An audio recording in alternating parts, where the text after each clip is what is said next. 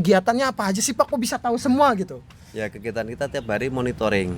Entah itu monyet, entah itu burung, entah itu reptil. Karena kita bergerak di bidang keanekaragaman hayati, termasuk ikan-ikan di sungai itu juga kita monitoring. Oh,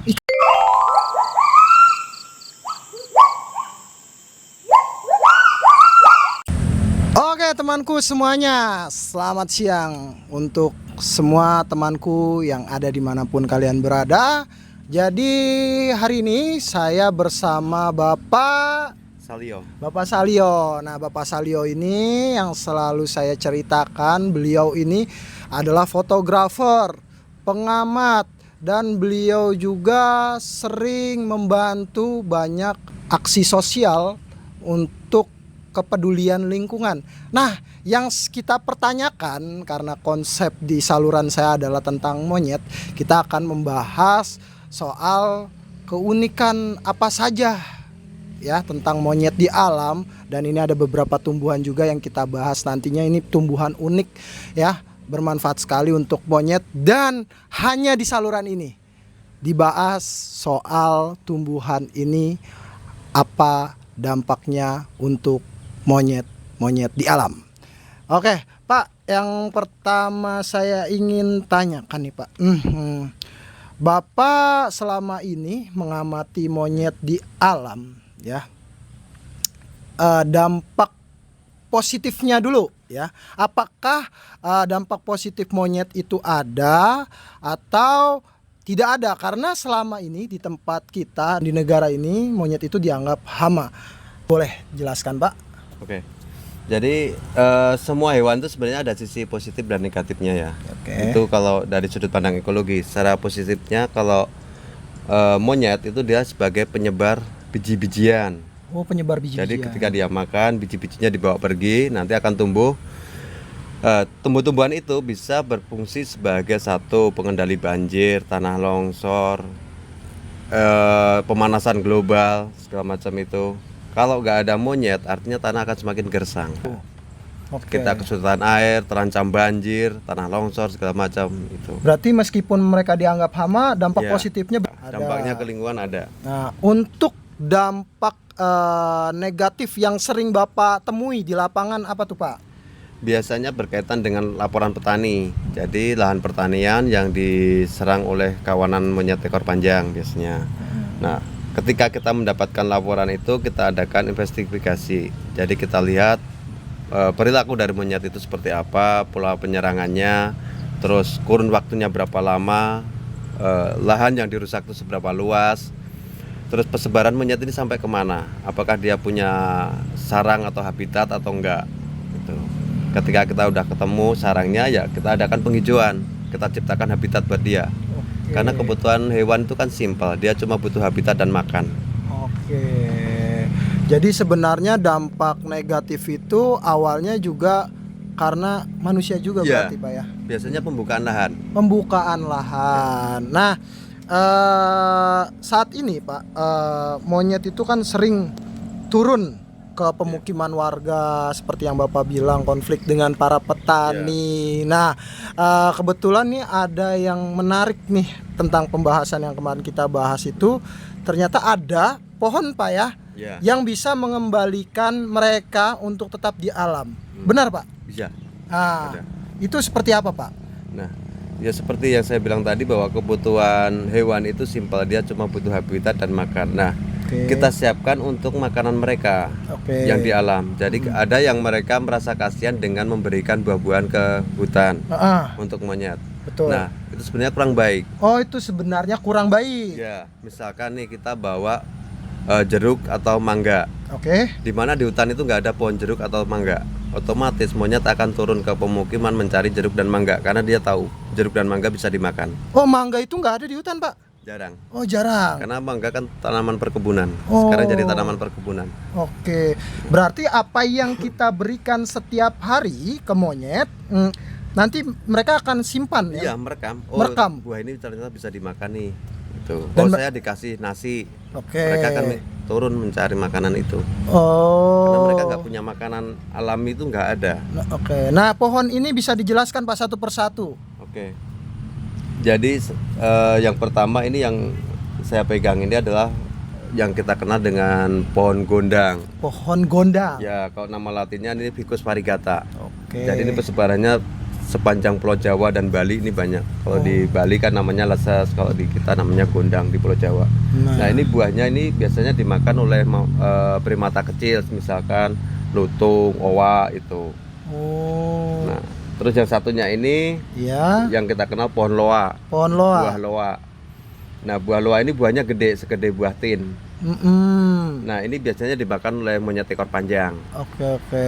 Nah, yang berikutnya ini pohon bulu, Pohon bulu. atau Ficus drupacea ya.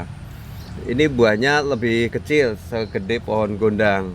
Jadi ini untuk biasanya primata-primata kecil, misalkan lutung itu yang lebih ukurannya agak kecil. Ini juga bisa untuk konsumsi burung-burung rangkong yang dilindungi itu. Salah satu makanan pokoknya adalah ini. Iya. Nah, ketiga jenis tanaman ini termasuk dalam jenis Ficus. Genusnya masuk ke jenis Ficus. Ficus itu seperti beringin segala macam. Satu, dia menjaga air, permukaan tanah tetap basah. Iya. Kedua, ini buahnya nggak kenal musim. Oh, buahnya nggak kenal musim. Enggak. Jadi berbuah terus. Oh. Jadi selama makanan itu ada, hewan itu tidak akan keluar dari habitat. Karena dia keluar juga harus beresiko kan. Dia punya risiko dikejar-kejar warga kayak atau apa, kejebak segala macam. Ketika dia ada makanan yang mudah didapat, tentu dia nggak akan keluar. Oke. Di situ ada air, ada makanan, udah mereka tercukupi. Berarti ketika kita peduli dengan monyet, berusaha untuk melestarikan mereka, ada cara lain selain melepas liarkan mereka ya Pak? Iya, karena di alam pun sebenarnya juga sudah banyak ya. Sudah banyak. Nah, yang perlu kita jaga adalah ekologi mereka, hubungan timbal balik antara manusia dengan alam. Jangan sampai terjadi sebuah konflik. Oke, siap. Nah, kalau kita hanya melepas tanpa kita perhatikan lingkungan, nanti akan jadi dampak ke masyarakat. Artinya apa? Akan dimusuhi sama masyarakat. Tapi coba kita pisahkan mana yang tempat hidup masyarakat, mana yang hidupnya untuk alam. Oke. Kita pisahkan. Oke. Jadi mereka saling menguntungkan. Saling menguntungkan.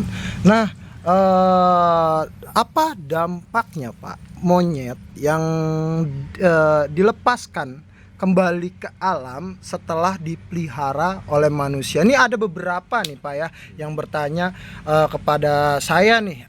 Saya nih kan masih banyak nih monyet yang masih kategorinya sebagai hewan piaraan karena masih berhubungan dengan saya Pak.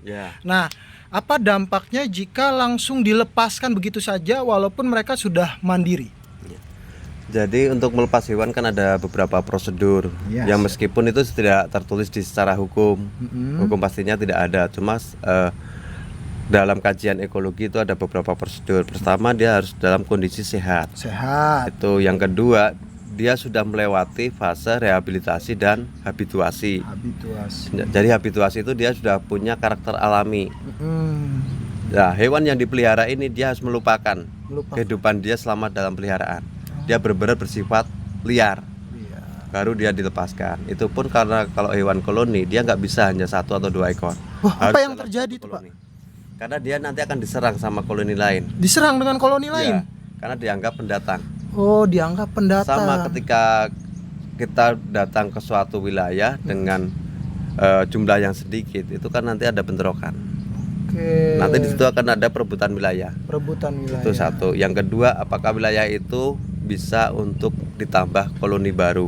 Luas wilayahnya ada, makanannya ada, air ada, baru itu bisa jadi tempat pelepasan. Oke, dan untuk melepas liarkan mereka, apakah ada ketentuan usia untuk bisa kita lepaskan ke alam? Ada. Jadi minimal mereka masih dalam usia produktif. Cacat tidak lebih dari 30%. Jadi cacat ringan lah, misalkan lecet atau ekor putus sedikit itu masih bisa kita lepas. Tapi ketika cacat permanen lebih dari 30%, secara etika nggak boleh dilepas. Oh, ada persentase anatomi berarti Pak ya? Nah, kalau misalkan nih kakinya cuma hilang 1, kan mereka susah cari makan. Oke. Nah, saya ada monyet dengan memiliki lengan 1 nih Pak ya, tapi dia manjat lihai, makan bisa. Apakah itu bisa dilepaskan? Tidak bisa. Tidak bisa memiliki tangan satu, tidak bisa dilepaskan. Nggak bisa. Oh. Karena di alam itu kan persaingannya ketat. Iya. Kalau di kandang sih oke, dia bisa loncat-loncat, bisa makan. Oke. Cuma ketika di alam dia akan kalah dengan monyet liar yang punya anatomi komplit. Oh, berarti yang cacat itu tidak bisa dilepas kembali Iya. ke alam. Ya secara etika memang tidak boleh. Iya. Nah, jadi poinnya yang kita pelajari hari ini adalah yang pertama, dampak positifnya ternyata mereka itu adalah penyebar biji. Iya. Dampak negatifnya adalah mereka sering konflik dengan manusia akibat alamnya itu sudah mulai terganggu atau rusak. Nah, yang ketiga ya, ternyata melepas liarkan itu memiliki prosedur tahapan yang panjang. Iya.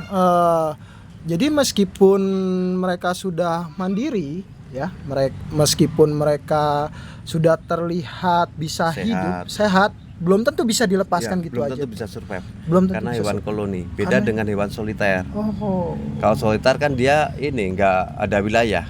betul. Kalau koloni biasanya dia punya wilayah khusus. Nah, untuk satu koloni butuh sekitar 10 hektar. Mm-mm.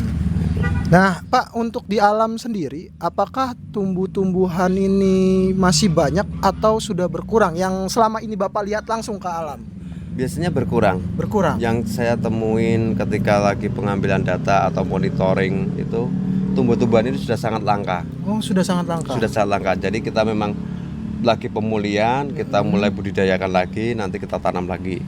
Jadi karena tanaman ini dianggap tanaman tidak bermanfaat bagi sebagian masyarakat, maka diganti dengan tanaman-tanaman produksi buah-buahan misalkan, Oh, atau seperti itu. kayu-kayu keras yang kayunya bisa dipakai untuk bahan bangunan. Ini kan kayunya nggak bisa buat bahan bangunan. Nah, buahnya juga orang nggak pada mau makan buah kayak gini. Oh, buahnya Karena jarang nggak enak. dimakan. Nah, Karena nggak nggak enak. Tapi menurut hewan enak, Pak ya? Iya, karena ini makan alaminya. Ini Makan. termasuk masih satu famili dengan buah tin. Buah tin. Ya, ini masih ficus. Oke. Nah, seperti itu ya. Jadi untuk saat ini saya bukan hanya mengedukasikan atau membuat video, hanya sekedar memberi makan, perawatan. Ternyata di satu sisi di balik itu semua ada pembelajaran yang penting jika kita tujuannya menyelamatkan kehidupan mereka, melestarikan mereka, melihat mereka benar-benar hidup di alam dengan cukup baik. Itu bukan dengan cara kita hanya memeliharanya saja, tapi kita melihat sekelilingnya juga, ya, dari ekosistemnya, dari kebutuhan mereka, dari dampak negatif dan positifnya, dan edukasi kita ke masyarakat. Jadi seperti itu temanku semuanya ya. Tinggal di mana, Pak? Saya di Jogja. Nah, Bapak di Jogja. Iya. Untuk di Jogja sendiri, Bapak kegiatannya apa aja sih, Pak? Kok bisa tahu semua gitu? Ya, kegiatan kita tiap hari monitoring. Entah itu monyet, entah itu burung, entah itu reptil. Karena kita bergerak di bidang keanekaragaman hayati, termasuk ikan-ikan di sungai itu juga kita monitoring. Oh, ikan-ikan dimonitoring juga? Iya. Jadi sungai ini ikannya apa aja. Ikan ini hanya bisa dilepas di kemiringan sungai itu berapa derajat. Oh. Jadi nggak ikan dari muara sampai ke gunung itu ikannya kan beda-beda. Oke, sampai ke ikan. Nah, di sini saya berusaha untuk belajar dengan ahlinya ya, yang memang sudah profesional langsung dari alam. Mungkin untuk sementara waktu ini kita hanya bisa berbincang dengan beliau, tapi mungkin lain waktu ketika ada kegiatan yang memang terjangkau oleh saya, bisa dijangkau oleh saya ya, mungkin kita akan mengikuti beliau untuk pendataan atau kita lihat langsung ke alam dan didampingi oleh Pak Alio. Oke, siap. Nanti kalian jika ingin melihat profilnya ya, saya taruh di bawah deskripsi Bapak Alio ini. Kalian bisa lihat Facebooknya, Instagramnya, kalian bisa juga lihat keprofesionalan beliau dalam mengamati alam dan lingkungan. Nah, ada pesan nggak nih Pak buat ini kan saluran saya mencakup dunia internasional nih Pak. Ada pesan nggak untuk kita semua di dunia ini? Ya, pesan saya sih cuma bagaimana kita berbuat kepada alam, maka alam itu akan berbuat baik kepada kita. Kita tanam satu pohon, maka kebaikan kita adalah 1.000.000 kali lipat. Sejuta kali. Sampai kita mati, amal kita nggak akan putus. Jadi sedekah paling murah, meriah, dan bermanfaat itu cuma tanam pohon. Tuh, Masalah air selesai, masalah tanah longsor selesai, masalah lingkungan, masalah satwa liar juga selesai. dari pohon Hanya ini. sekedar tanam pohon. Sekedar nanam pohon. Ya, Nah, apalagi saat ini kita lihat sudah malas Pak, banyak Ya. pemuda-pemuda, anak muda yang malas untuk mempelajari menanam pohon ini. Padahal satu pohon ini bisa bermanfaat. bermanfaat ya. Cuma kita juga memperhatikan juga, Mm-mm. jangan sampai salah tanam. Nah, itu dia. Menanam pohon ada ilmunya juga. Oh, Kalau kita salah menanam, bukannya lebih baik, maka akan bisa lebih buruk, memperburuk masalah. nah, jadi seperti itu temanku. Itu jika dibahas lagi soal tanaman itu panjang. Tidak. 7 hari 7 malam tidak akan selesai pembicaraan kita. Nah, jadi seperti itu temanku ya. Saya sudah membahas langsung dengan ahlinya yang memang bergerak di lapangan. Memang beliau adalah orang yang profesional ya. Jadi apa yang saya bicarakan ini selama ini saya bukan semata-mata dari imajinasi sendiri, dari pengamatan yang sekedar mengamati sesaat saja. Jadi saya bertanya dari seseorang yang memang bisa kita ambil ilmunya, kita pelajari ilmunya, dan beliau juga bisa memberikan pesan untuk kita semua.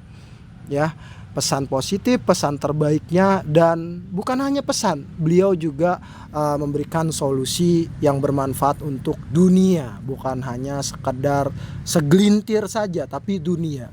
Seperti yang tadi beliau katakan. Oke, mungkin cukup sekian video yang saya buat di hari ini. Terima kasih untuk temanku semua yang sudah setia mengikuti saluran saya. Terima kasih untuk teman-temanku semua yang sudah mau mensupport dengan cara menekan tombol subscribe, share, like, and comment. Lanjut lagi di video selanjutnya. Terima kasih.